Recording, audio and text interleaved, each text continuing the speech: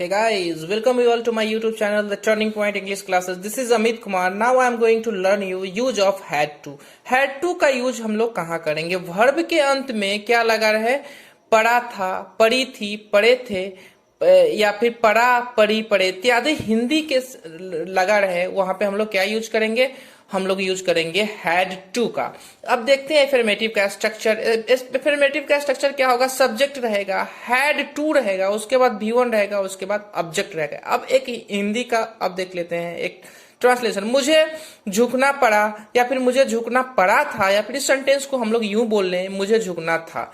ये तीनों जो हिंदी का सेंटेंसेस है, ये तीनों सेंटेंसेस का इंग्लिश क्या होगा? मुझे का अंग्रेजी होता है आई, इसके बाद हम लोग लगाना हैड टू लगा दिया। झुकना का अंग्रेजी क्या हो जाता है? वो डाउन। तो क्या हो जाएगा? आई हैड टू वो डाउन।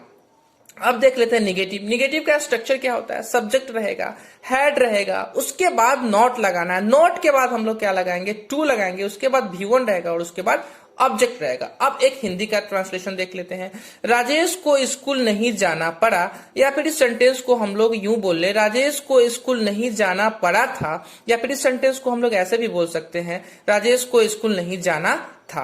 ये तीनों सेंटेंसेस का इंग्लिश क्या होगा? एक ही होगा। वो देख लेते हैं। पहले सब्जेक्ट। सब्जेक्ट क्या है? राजेश। राजेश के बाद क्या लगाना है हम लोग को? हैड। इसके बाद क्या लगाना है? नॉट। इसके बाद क्या लगाना है? टू। उसके बाद लगाना है गो। कहीं पे जाने का सेंस हो, जहां पे जाके हम लोग को रुकना है, वहां से आगे नहीं जाना, वहां पे प्रेपोजिशन हम लोग क्या लगाते हैं? प्रेपोजिशन टू लगाते हैं। तो क्या हो जाएगा पूरे का ट्रांसलेशन?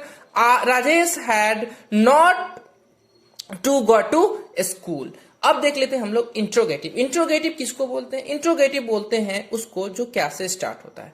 अब इसका स्ट्रक्चर क्या हो जाएगा? हैड रहेगा, इसके बाद सब्जेक्ट रहेगा, इसके बाद ऑब्जेक्ट इसके बाद क्या रहेगा? टू रहेगा, इसके बाद V1 रहेगा और उसके बाद ऑब्जेक्ट, या फिर यूं कह ले कि अदर वर्ड। अब देख लेते हैं। क्या आपको मोबाइल देखना पड़ा, या फिर क्या आपको मोबाइल देखना पड़ा था, या फिर क्या आपको मोबाइल देखना पड़ता था। ये तीनों सेंटेंसेस है। ये तीनों सेंटेंसेस का इंग्लिश क्या होगा? एक ही होगा। वो क्या होगा? क्योंकि हैड है, हैड पहले लगाना है, हैड लगा दे। सब्जेक्ट, इसके बाद सब्जेक्ट क्या है? यू। इसके बाद क्या लगाना है हम लोग को? टू। और देखना का अंग्रेजी होता है वॉच। उसके बाद द मोबाइल। अब देख लेते हैं हम लोग क्वेश्चन। क्वेश्चन किसको बोलते हैं? क्वेश्चन जो WH वर्ड्स रहेगा, इसके बाद हैड रहेगा, सब्जेक्ट रहेगा, इसके बाद टू रहेगा, V1 और ऑब्जेक्ट। अब यहाँ पे एक क्वेश्चन एराइज हो रहा है, ये WH वर्ड का क्या मतलब है?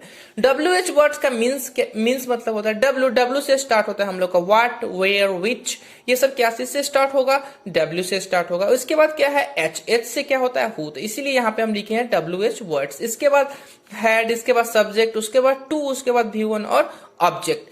अब एक एग्जाम्पल देखते हैं। मीठी को क्यों यूट्यूब देखना पड़ा, या फिर मीठी को क्यों यूट्यूब देखना पड़ता है, या फिर इस सेंटेंस को कोई आदमी ऐसे भी बोल सकता है, मीठी को कोई यूट्यूब देखना पड़ता था।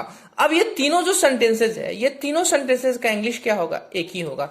अब लगाते हैं हम लोग। अब लगाना है क्वेश्चन। क्वेश्चन यहाँ पे क्या है? क्यों का अंग्रेजी होता है वाई। इसके बाद क्या लगाना है? हैड। इसके बाद सब्जेक्ट है मीठी। इसके बाद क्या लगाना है? टू। और देखना का अंग्रेजी होता है वॉच। और उसके बाद द यूट्यूब।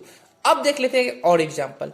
अब है आपको कैसे रात गुजारनी पड़ी, या फिर आपको कैसे रात गुजारनी पड़ी थी, या फिर आपको कैसे रात गुजारनी पड़ती थी। ये तीनों सेंटेंसेस जो हिंदी के हैं, ये जो हिंदी के है उसका इंग्लिश क्या होगा? एक ही होगा। अब है कैसे का अंग्रेजी होता है हाउ। उसके बाद क्या लगाना है हम लोगों को? हैड लगा दिए। इसके बाद लगाना है सब्जेक्ट है यू। उसके बाद लगाना है टू। और रात गुजारना का इंग्लिश क्या होता है? Spend the night. Thank you for watching. जय हिंद।